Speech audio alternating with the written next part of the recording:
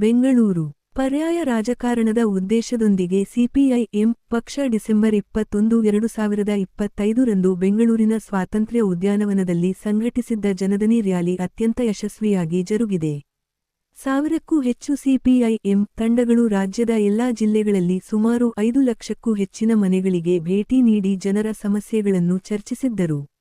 ಮುಂದಿನ ದಿನಗಳಲ್ಲಿ ಜನತೆಯ ಸಮಸ್ಯೆಗಳ ಆಧಾರದಲ್ಲಿ ಚಳುವಳಿಗಳನ್ನು ಹೋರಾಟಗಳನ್ನು ತೀವ್ರಗೊಳಿಸಲು ತೀರ್ಮಾನಿಸಲಾಗಿದೆ. ವಿಶಾಲವಾದ ಎಡ ಪ್ರಜಾಸತ್ತಾತ್ಮಕ ಪರ್ಯಾಯವನ್ನು ರಾಜ್ಯದಲ್ಲಿ ಕಟ್ಟಿ ಬೆಳೆಸಲು ತೀರ್ಮಾನಿಸಲಾಗಿದೆ.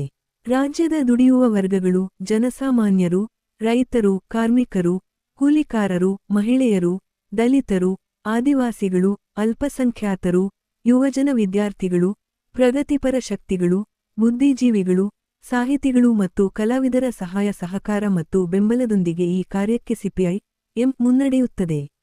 ಜನದನಿ ಸಮಾವೇಶವನ್ನು ಯಶಸ್ವಿಗೊಳಿಸಲು ಸಹಕರಿಸಿದ ಎಲ್ಲರಿಗೂ ಸಿಪಿಐ-ಎಂ-ನ ಧನ್ಯವಾದಗಳು ತಿಳಿಸಿದ ಸಿಪಿಐ-ಎಂ ಪಕ್ಷದ ಕರ್ನಾಟಕ ರಾಜ್ಯ ಕಾರ್ಯದರ್ಶಿ ಕೆ. ಪ್ರಕಾಶ್.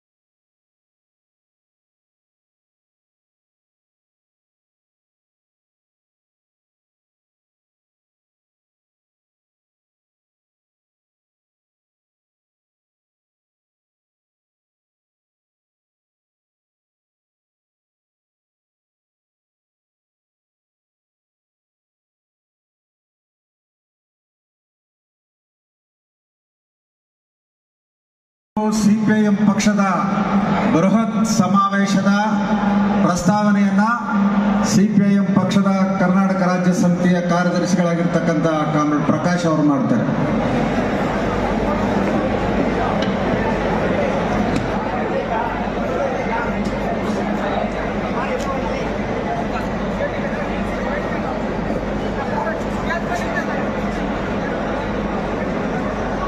ಬಂಧುಗಳೇ, ಸಿಪಿಐ-ಎಂ ಪಕ್ಷದ ಬೃಹತ್ ಸಮಾವೇಶದ ಪ್ರಸ್ತಾವನೆಯನ್ನ ಸಿಪಿಐ-ಎಂ ಪಕ್ಷದ ಕರ್ನಾಟಕ ರಾಜ್ಯ ಸಮಿತಿಯ ಕಾರ್ಯದರ್ಶಿಗಳಾಗಿರ್ತಕ್ಕಂಥ ಪ್ರಕಾಶ್ ಅವರು ಮಾಡ್ತಾರೆ.